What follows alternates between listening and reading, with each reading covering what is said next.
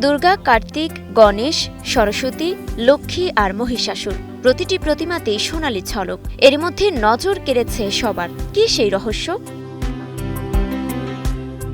সাতক্ষীরার কলারোয়ার উত্তর মুরারিকাটি পালপাড়ার পূজা মণ্ডপ। সেখানে পাটের আঁশে তৈরি করা হয়েছে প্রতিমা। আয়োজকদের দাবি, এমন প্রতিমা দেশে এটাই প্রথম। এতে ব্যবহার হয়নি কোনো রং, প্রাকৃতিক আভাই দিয়েছে সোনালি ঝলক। প্রতিমা তৈরির কাজ শুরু হয় ২১ জুলাই। ২১ দিনের পরিশ্রমে দাঁড়িয়ে যায় পুরো কাঠামো।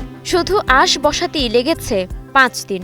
প্রত্যেক বছরই কিছু না কিছু এখানে আকর্ষণ থাকে, এই জন্য সবাই অনেক ভিড় করে। এবার যেমন ভিন্ন ধর্মীয় একটা আকর্ষণ হচ্ছে, সেটা হচ্ছে পাটের তৈরি। এটা আসলে খুবই দৃষ্টিনন্দন হবে, আশা করা যায় অনেক ভিড় হবে। বর্তমান সময়ে পলিথিন একটি ব্যাপক ভয়াবহ দুর্বিষহ, যেটা থেকে সরকার বেরিয়ে আসার জন্য পাটকে নতুনভাবে উদ্ভাবন করার জন্য, সোনালি আঁশকে ব্যবহার করার জন্য মানুষকে উৎসাহ উদ্দীপনা দিচ্ছে। আমরা সেই উদ্দীপনা, সেই উৎসাহ থেকে চিন্তা করলাম যে ঠিক আছে, সেই মতে একমত হয়ে যে পাট দিয়ে কিছু করা যায় কিনা। প্রতি বছর আমরা এখানে একটা ভিন্ন ধর্মের কিছু ভিন্নতা আনার চেষ্টা করি। এখান থেকে গত বছরের আগের বছর আমরা এখানে ধান দিয়ে প্রতিমা করছিলাম এবং ব্যাপক জনসমাগম হয়েছিল, লোকজনের ব্যাপক সাড়া পেয়েছিলাম। এবার আশা করি লোকজনের ব্যাপক সাড়া পাবো। আয়োজকরা বলছেন, কয়েক বছর ধরেই দুর্গাপূজায় ভিন্নতা এনেছেন তারা। গত বছর ধান আর এবার পাটের তৈরি প্রতিমা বানানো হয়েছে। ব্যবহার হয়েছে ৫০ কেজি পাটের আঁশ। পূজার ৫ দিন সহ খরচ হবে আনুমানিক ৩ লাখ টাকা। স্থানীয় বাসিন্দা ও প্রবাসীরা এই ব্যয় বহন করছেন। যত পুজো মণ্ডপ আছে, প্রতিমা পাচ্ছে আমাদের কলরা থানা, কলরা পালপাড়া ব্যতিক্রম।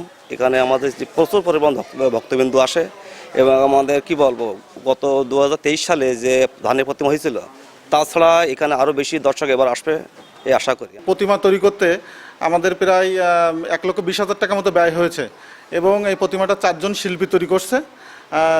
তারা প্রায় ৩ মাস মতো এই কর্মযজ্ঞ চালিয়েছে। সাতক্ষীরা এবছর পূজা মণ্ডপ ৫৮৮টি। এর মধ্যে শ্যামনগরে ৭০, কালীগঞ্জে ৪৯, দেবহাটায় ২১, আশাশুনিতে ১০৩, সাতক্ষীরা সদরে ১০৬, কলারোয়ায় ৪৪, পাটকেলঘাটায় ৮২ ও তালায় ১১৩টি মণ্ডপে হবে পূজা। থাকবে কড়া নিরাপত্তা।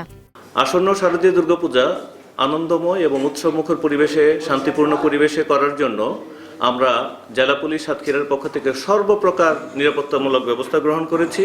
এখানে পোশাকধারী পুলিশ থাকবে, ইউনিফর্ম পুলিশ থাকবে, ডিস্ট্রিক্ট স্পেশাল ব্রাঞ্চের তার প্লেন ক্লথে কাজ করবে, ট্রাফিক ব্যবস্থাপনা থাকবে এবং আমাদের সাইবার নিরাপত্তার জন্য আমাদের যে সাইবার টিম রয়েছে, সাইবার ক্রাইম ইনভেস্টিগেশন সেল, তারা কাজ করবে।